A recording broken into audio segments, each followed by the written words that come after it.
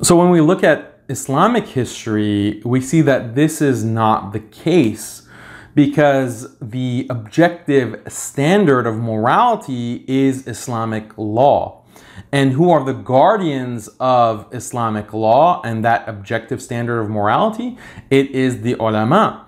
And the ulama were very careful not to involve themselves with the sultan, with the emir, with the khalifa, because there was this recognition that power can corrupt, and that if a scholar is too close to the sultan, then the sultan can negatively impact the scholar and corrupt the scholar to make religious rulings that benefit the sultan. And so this is a very, very strong check. It's a real check, unlike the superficial, fake kind of check that we find within democratic systems.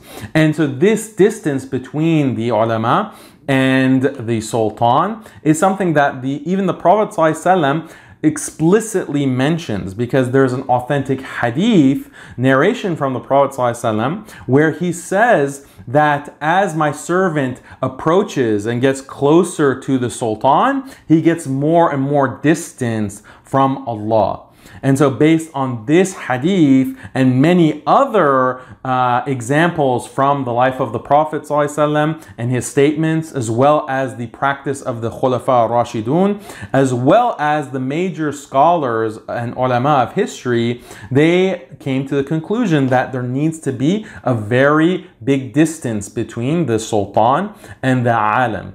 And so this is a real check and balance based on real morality. Because while it is the case that the sultan, the khalifa, he can be corrupt and he can manipulate a population or manipulate an economy for his material gain.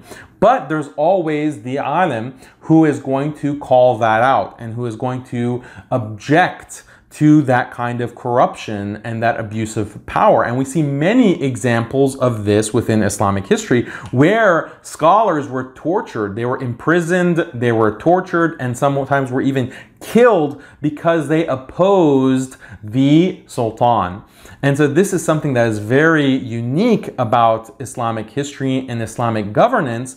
And it means that there is not this notion of separation of church and state within Islamic thought. No, the expectation was that the Khalifa, the Sultan, the Emir, he is going to implement Islamic law and he is going to rule according to Islamic ethics and jurisprudence.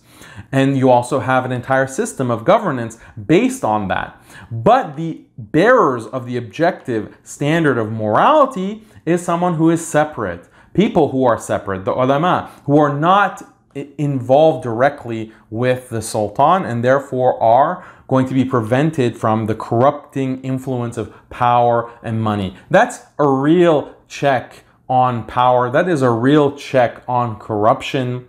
And that is not something that we don't see within secular democracies.